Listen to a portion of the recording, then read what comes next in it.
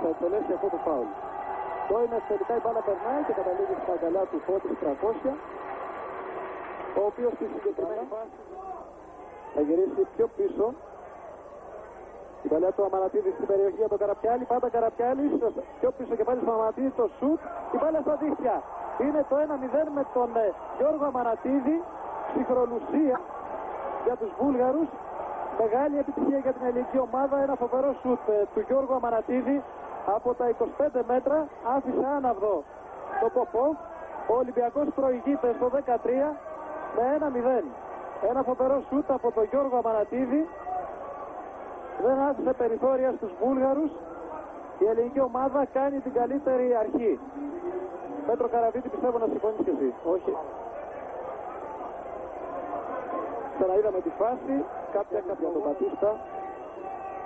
Πάντα ο Πορτογάλος. Παλιά στο κενό χώρο που έγινε για τον Ιωαννίδη. Στο πλασέ, η μπάλα στο δοκάρι. Κάθηκε η μεγάλη ευκαιρία για τον Ολυμπιακό για να κάνει το 2-0. Ο Ιωαννίδης γύρισε την μπάλα όπως θα έπρεπε. Η μπάλα δεν του έκανε το χατήρι. Συνέχεια στο παιχνίδι με το Διατάκη. Αυτό στο σουτ. Η μπάλα πάνω από το δοκάρι. Στο 32 ο Ολυμπιακός φτάνει πολύ κοντά στο 2-0. Καραπιάλης την μπάλα με πολύ φάλσο στην περιοχή.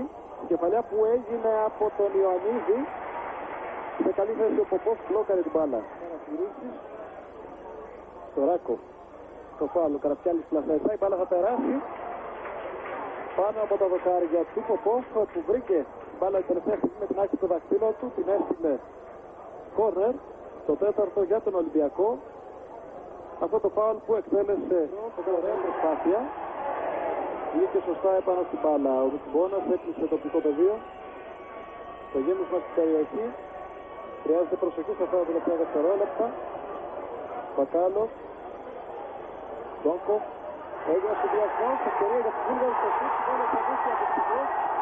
Στο δεύτερο λεπτό των καθυστερήσεων. Οι Βούλγαροι θα καταφέρουν να ισοφαρίσουν στο 1-1. Έγινε αυτό που λέγαμε. Ο Ολυμπιακός σε ένα ακόμη λάθος. Μέσα στην περιοχή βρέθηκε ο Μπακάλος. Αυτός ο δεμόνιος παίκτης του πρώτου χρόνου με τους Φώτες. Έστειλε την μπάλα στα δίχτυα του Φώτης 300. Και στη συγκεκριμένη προσπάθεια πάση δεν μπορούσε να κάνει τίποτα περισσότερο. Η ελληνική ομάδα βγάζει σε καλή θέση τον Μινά Χατζή. Θα γυρίσει την μπάλα για τον Κρίστεσεν. Καθυστερεί. Θα κάνει το σουτ. Χάθηκε για μια καλή. Η βαθιά βολέα για τον Κρίστεσεν. Ο Κρίστεσεν στην πρώτη κεφαλιά στο σημερινό παιχνίδι. Μπατίστα. Μπατίστα πιο πίσω η μπάλα για τον Τσιαντάκη. Αυτός μέσα στην περιοχή. Το σουτ. Η μπάλα στο δοκάρι. Δεύτερη ατυχία για τον Ολυμπιακό. Στην εξέλιξη της φάσης δεν μπόρεσε ο Κρίστεσεν και ο Μπατίστα. Ο Ποπόφ μπλόκαρε την μπάλα. Να ξαναδούμε τη φάση. Είναι ο Μπατίστα. Θα γυρίσει την μπάλα. Μέσα στην περιοχή ο Έλληνας παίκτης. Η μπάλα τραντάζει το οριζόντιο δοκάρι. Στη συνέχεια ο Μπατίστα κάνει περισσότερο. Καραπιάλη. Πάντα Καραπιάλης. Η μπάλα πιο δεξιά στο Χατζίδη που έχει φανεί και αυτός ελάχιστα επιθετικά. Καραπιάλης, Χατζίδης, ελύσε το Χατζίδης. Ανοίγει την μπάλα πιο πίσω. Εκεί όπου έρχεται ο Τριαντάκης και θέλει να περάσει και περνάει μέσα στην περιοχή. Ο Τριαντάκης θα κάνει και το σουτ. Η μπάλα στα δίχτυα. Ο Ολυμπιακός το 2-1 στο 13 της επανάληψης. Εντυπωσιακή ενέργεια της ελληνικής ομάδας. Στο 58 καταφέρει να κάνει το 2-1. Παγώνει και πάλι οι μπότες. Βλέπουμε τη θαυμάσια προσπάθεια του Έλληνα παίκτη. Το ιδανικό πλασέ στην κλειστή γωνία του Ποπόφ. Ο Ολυμπιακός κάνει το 2-1. Έξαλλοι πανηγυρισμοί στις εξέδρες που βρίσκονται οι Έλληνες φίλαθλοι για μια ακόμη φορά το φοβερό γκολ από τον Νίκο Τριαντάκη. Το δεύτερο δοκάρι, 2 γκολ, 2 δοκάρια, τι άλλο να θέλει και ο πιο βασιλικός φίλαθλος. Καραπιάλης μέσα στην περιοχή. Κρίστεσεν θα χάσει την ευκαιρία ο Ολυμπιακός για το 3-1. Πολύ μεγάλη ευκαιρία για τον Ολυμπιακό.